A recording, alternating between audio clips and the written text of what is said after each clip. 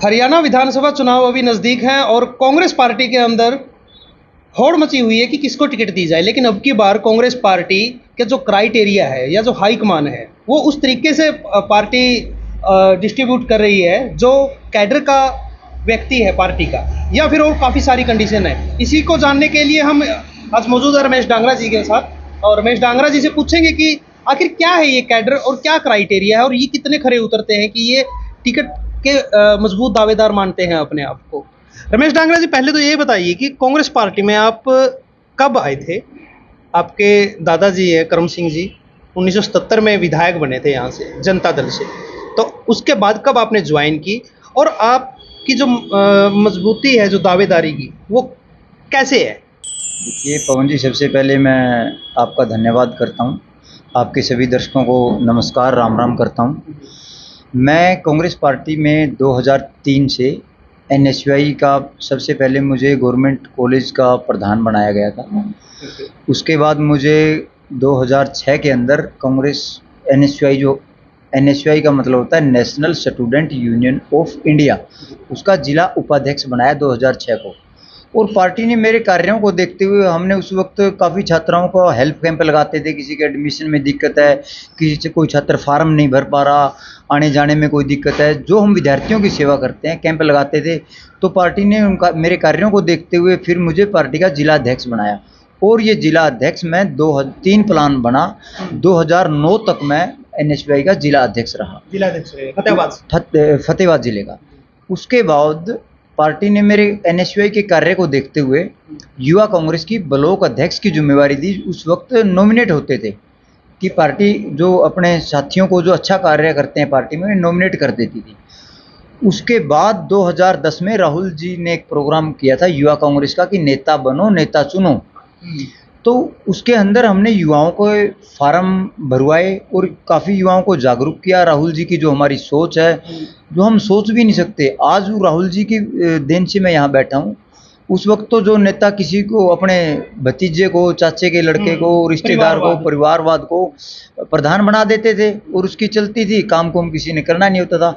मैं एक साधारण किसान का बेटा हूँ और छात्र राजनीति से मैं कांग्रेस पार्टी में मैंने काम किया है और हमने वो फार्म भरे, ऑन रिकॉर्ड है, ये कोई मेरे कहने से नहीं होता, प्रूफ है ये हमारी इंडियन यूथ कांग्रेस की साइट पे 2010 के अंदर टोहाना विधानसभा से 40,000 के आसपास फार्म भरे गए थे युवा साथियों के। हर एक गांव से हर एक बूथ स्तर पर चुनाव हुआ था और जो साथी बूथ स्तर के ऊपर विधानसभा चुनाव जीते थे, बूथ स्तर के ऊपर 5-5 साथी बने थे, जिसके अंदर एक प्रधान, उप प्रधान, महिला, एक माइनॉरिटी का और एक एससी का। इन 5 साथियों ने ऊपर एक अपना नेता चुनना था। पूरे इलाके के अंदर हमारे उस वक्त 100 पंचायतें थी और जाखड़ शहर था और टोहाना नगर पालिका थी। उसके अंदर सभी साथियों ने मुझे चुना, जबकि उस वक्त कृषि मंत्री परमवीर सिंह जी थे और वो मेरे बहुत खिलाफ चले थे। उन्होंने अपनी कोठी के ऊपर बुला के सभी युवा साथियों को ये तक कहा था कि रमेश डांगरा को आपने वोट नहीं देनी। उसके बावजूद इलाके के लोगों ने मुझे इतना प्यार दिया, इतना मान दिया, इतना सम्मान दिया और मुझे टोहाना विधानसभा का युवा कांग्रेस का इलेक्टेड विधानसभा का अध्यक्ष चुना गया। मैं चुनाव हुए, यहाँ तक कि इतनी अफरा तफरी मच गई कि चुनाव, क्योंकि सरकार में जो बड़े नेता होते हैं इंटरफेयर करते हैं, अधिकारी उनके कहने पर काम करते हैं। हमने पार्टी नेतृत्व को लेटर लिखा, मैंने मांग की कि टोहाना विधानसभा में यदि चुनाव हो गए तो मुझे खतरा है। मुझे नरवाना जाकर के पूरे टोहाना इलाके के लोगों ने, नरवाना रणदीप जी थे, उसकी कॉन्स्टिट्यूंसी में चुनाव हुआ और वहाँ से वोट गिरी और वहाँ से मैं जीत के आया। टोहाना विधानसभा का अध्यक्ष रहा। 2 साल मैंने लगातार युवाओं के बीच में रहा, इलाके के बीच में रहा। उसके बाद फिर 2012 में फिर चुनाव हुए, वही प्रोसेस हुआ, राहुल जी की फिर वही सोच, नेता बनो नेता चुनो। तो हमने फिर दोबारा फार्म भरे गए, दोबारा फिर हमने 30-35 हज़ार फार्म ऑन रिकॉर्ड। मैं कोई अनऑफिशियली बात नहीं करता, जिसके पास जो सबूत मेरे पास है, चाहे वो मैंने एनएसयूआई की बात की हो, मेरे पास सभी नियुक्तियों के लेटर है, कोई ऑफ रिकॉर्ड मेरी बात नहीं है, वो सब के सब मेरे पास रिकॉर्ड है। जो चाहे जो साथी वो देख सकता है। फिर हमने गाँव में फार्म भरे, फिर वही प्रोसेस रहा कि एक बूथ पे 5 साथी चुन के जाएंगे, एक बूथ 5 यूथ, उसमें महिला, एससी, बीसी और प्रधान, उप प्रधान, उन साथियों ने फिर दोबारा वोट डाले। उसके अंदर दोबारा फिर मैं उपाध्यक्ष फिर दोबारा से आप चुना गया। तो मैं लोगों के बीच में रहा हूँ। उसके 2012 से 2014 तक कार्यकाल फिर मैंने दोबारा यूथ कांग्रेस में किया। फिर मुझे पार्टी ने इससे कांग्रेस पहले एक चीज पूछना चाहता हूँ। अभी आपने बताया कि खतरा था आपको टोहाना में, आपने हाईकमान को बताया, ये खतरा किससे था, किस वजह से? देखिए, मैंने साफ कहा, मैं कोई बात छुपाने वाला व्यक्ति तो हूँ नहीं। एग्रीकल्चर मिनिस्टर मेरे खिलाफ थे, वो नहीं चाहते प्रवीर जी थे, के खिलाफ। वो नहीं चाहते थे कि कोई आम घर का युवा राजनीति में आए और जन भागीदारी राजनीति में सुनिश्चित हो। बड़े लोग, बड़ी बातें। ये आरोप तो पहले भी लगाया आप लोगों ने कि एक परिवारवाद ही रहता है हमेशा, छोटा छोटा पद है जो पार्टी का या किसी भी संगठन का, वो सब अपने घर पर रखते हैं। आपने पहले ये आरोप लगाए हैं, तो अभी भी आप यही बात मैंने बोला है, मैं कोई बात छुपाता नहीं। इलाके के लोगों को पता है, क्योंकि मैं चुनाव जीत कर के आया हूँ। सभी साथियों को पता है, वो इलेक्टेड वोटें थी। वो कोई ऐसा नहीं था कि अपने घर में बैठ के वोट बना ली। वो फार्म भरे गए थे, वो नेट पे आया, वेबसाइट से आया, और उनके गांव-गांव में चुनाव हुए। वो सबको पता है, और सब साथियों को ये पता है कि कौन किसका समर्थन कर रहा था, कौन नहीं कर रहा था। तो रमेश डांगरा ने गरीबों को चुना है, किसानों ने चुना है, महिलाओं ने चुना है, कर्मचारियों ने चुना है, सभी साथियों ने मेरी मदद की। उसके बाद हमने ये निर्णय लिया कि मैं आजीवन कांग्रेस की राजनीति करूँगा और मैं कांग्रेस में रहूँगा। गरीबों की मेरे वर्ग की आवाज़ मैं उठाऊँगा। तब से मैं कांग्रेस पार्टी में लगा हुआ हूँ। फिर मैं सेवा दल का हल्के का अध्यक्ष पार्टी में। उपाध्यक्ष बनने के बाद क्या? मैं सेवा दल का अध्यक्ष बना विधानसभा टोहाना का। पर फिर मैंने सेवा दल में लगातार काम किया। पार्टी ने मेरे कार्य को देखते हुए मुझे जिला अध्यक्ष बनाया सेवा दल का। आज मैं दोबारा तीसरी बार कांग्रेस सेवा दल का जिला अध्यक्ष के पद पर हूँ, और मुझे हरियाणा प्रदेश कांग्रेस कमेटी ने पर्यावरण प्रकोष्ठ का सचिव प्रदेश की जो सत्र के ऊपर नियुक्ति है, वो भी मैंने पार्टी ने मुझे बनाई, पिछले साल हमें बनाया था। प्रदेश सचिव भी मैं रहा हूँ। मैं हाथ से हाथ जोड़ो पार्टी का कोऑर्डिनेटर भी हूँ, भूना से अभी भी हूँ मौके का। पार्टी ने मुझे मानसा की जिम्मेवारी दी थी प्रभारी के रूप में। मैंने बेतौर मानसा में अच्छा पार्टी के कार्य किया। वहाँ से भी पार्टी मेरे ऊपर मतलब खुश रही। मैं ईमानदारी से काम करता हूँ, कोई छल कपट ऐसा मैं कहीं झूठ का कोई मेरे ऊपर एलिगेशन किसी साथी का हो तो बताएं। यानी कि फिर 2014 में जब चुनाव आए, उसके बाद आपकी भूमिका कैसी रही है कांग्रेस के अंदर 2014 के बाद? 2014 के अंदर सर्वे के अंदर भी आप सभी को पता है कि टोटल टीवी में रमेश डांगरा ने 2014 के अंदर कांग्रेस पार्टी का टिकट मांगा था। सिर्फ आप ही थे अकेले? अकेला व्यक्ति। दो आवेदन थे, एक एग्रीकल्चर मिनिस्टर परमवीर सिंह जी और एक रमेश डांगरा। कोई और नहीं? कोई और नहीं था। पार्टी ने मुझे बुलाया। टोटल टीवी का सर्वे है, उसका भी यदि मैं झूठ बोलता हूं तो आप वीडियो है मेरे पास, वो मैंने वीडियो सभी को पता है, क्योंकि ये कोई चीजें छुपी तो हुई तो है नहीं। और उस वक्त भी पार्टी ने मुझे बुलाया। नेताओं ने कहा कि आपकी उम्र है, हम आगे आपको मौका देंगे। 2000 फिर उसके बाद मैंने सेवा दल में काम किया। 2019 में फिर मैंने पार्टी से आवेदन किया कि मैं चुनाव लड़ना चाहता हूं। देखिए, पार्टी में कई बार माननी पड़ती है सीनियर नेताओं की। पार्टी ने मुझे कहा कि आपको हम मौका देंगे, आप बेहतरीन कार्य कर रहे हैं। तभी पार्टी ने मुझे जिम्मेदार पदों पे नियुक्ति तभी तो हुई है कि मैं पार्टी में लगातार काम रहा हूँ। कोई संघर्ष हो, चाहे वो छात्र हित की आवाज़ हो, युवाओं की आवाज़ हो, महिलाओं का आंदोलन हो, किसानों का आंदोलन हो, मजदूरों का आंदोलन हो, कर्मचारियों का आंदोलन हो, व्यापारियों का आंदोलन हो। एक आंदोलन आप ऐसा बताएं टोहाना का जिसमें रमेश डांगरा की कोई भागीदारी न रही हो, चाहे वो जमालपुर रेलवे स्टेशन के आंदोलन की बात हो, फिर लोधा रेलवे स्टेशन खुद कमेटी का जो सभी साथियों के साथ हमने बड़ी मिलकर की लड़ाई लड़ी, वो भी कितनी बड़ी लड़ाइयाँ थी, हमने जीती। आज कनेक्शन की बात थी, उसके ऊपर भी हम बैठे। आज भी वीडियो ब्लॉग के अंदर धरना चल रहा हुआ जो पर्यावरण को बचाने के लिए, उसके अंदर भी मैं रोज़ अपनी हाजिरी देता हूँ। छात्राओं की आवाज़ थी, महिलाओं के कई बार आंदोलन होते हैं, चाहे वो रोडवेज के बसों को लेकर के हो। तमाम मुद्दे मैं लेकर के सड़क के बीच और जनता के बीच रहता हूँ। तो जब इंटरव्यू हुआ, अभी इंटरव्यू चल रहे हैं, जो फॉर्म भरवाए गए हैं, उस इंटरव्यू के दौरान जो आपने दो बार दावेदारी की थी ना टिकट, 2014 में और 2019 में, और अब तीसरी बार फिर मेरी आवेदन मैंने। तो ये कितना सॉलिड है आपको टिकट मिलने के आसार जो दिख रहे हैं? ये वाला पॉइंट है जो किसी ने आज तक दावेदारी नहीं की इस परिवार के खिलाफ। जी देखिए, पार्टी का एक क्राइटेरिया होता है।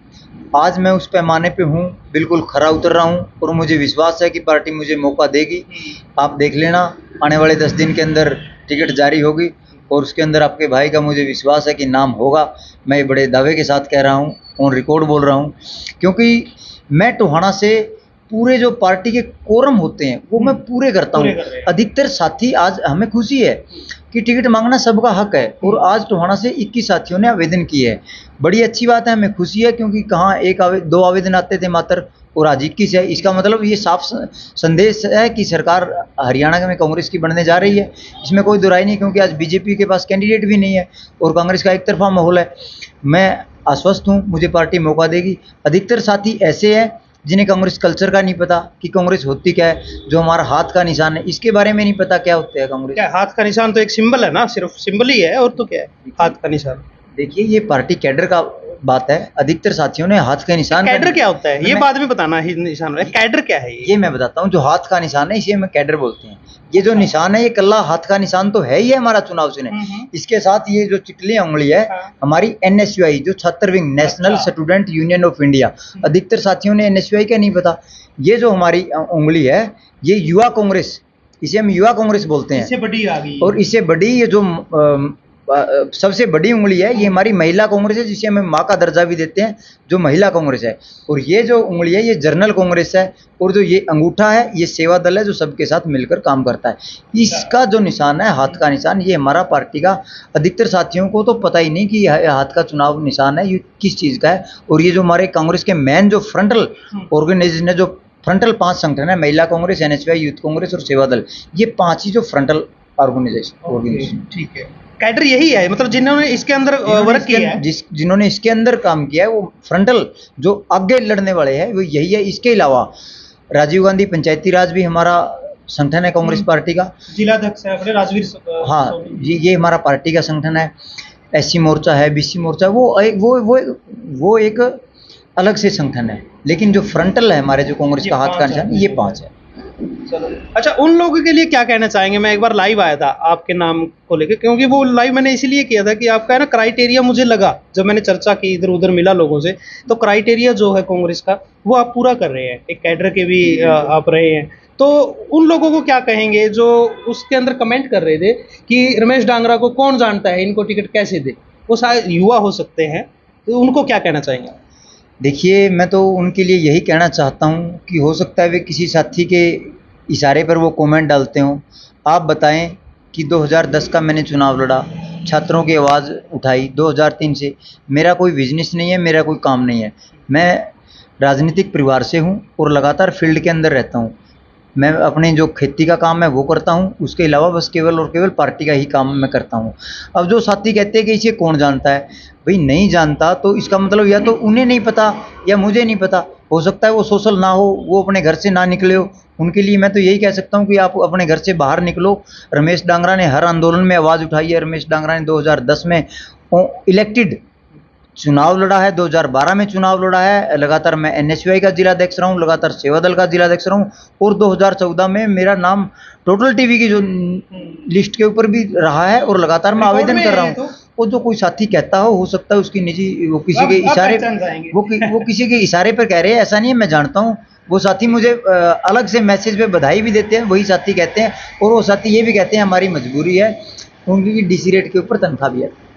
तो साथियों, हमारा मकसद सिर्फ यही था आने का, क्योंकि जो कैडर का यहाँ पर कांग्रेस पार्टी के अंदर जो व्यक्ति है उसको कैसे हम जज करें, क्योंकि हमने देखा है काफ़ी जगह पर लोगों से बातचीत भी की जो राजनीति से संबंध रखते हैं, उन्होंने ही हमें बताया कि कैडर का जो व्यक्ति है टोहाना से कांग्रेस के लिए जो पूरे क्राइटेरिया पूरे करता है तो रमेश डांगरा जी ही है।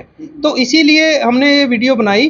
तो अभी इन्होंने बताया भी कि कैडर का कैसे होता है, कांग्रेस के अंदर व्यक्ति कैसे होता है। कुछ कहना चाह रहे हैं हम?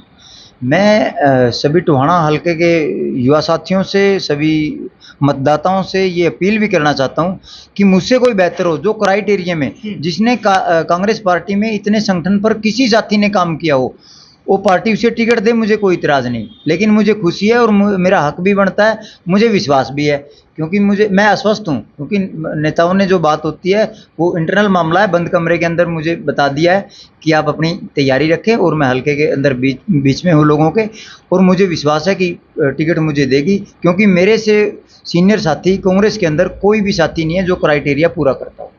ठीक है, लेकिन आपका साथ जरूर देंगे टिकट मिली? जी बिल्कुल, सभी साथी हम साथ हैं, कोई दिक्कत। तो ठीक है, मिलते हैं किसी चुनावी माहौल के अंदर किसी और नेताजी के साथ। तब तक बने रहिए माई सिटी न्यूज़।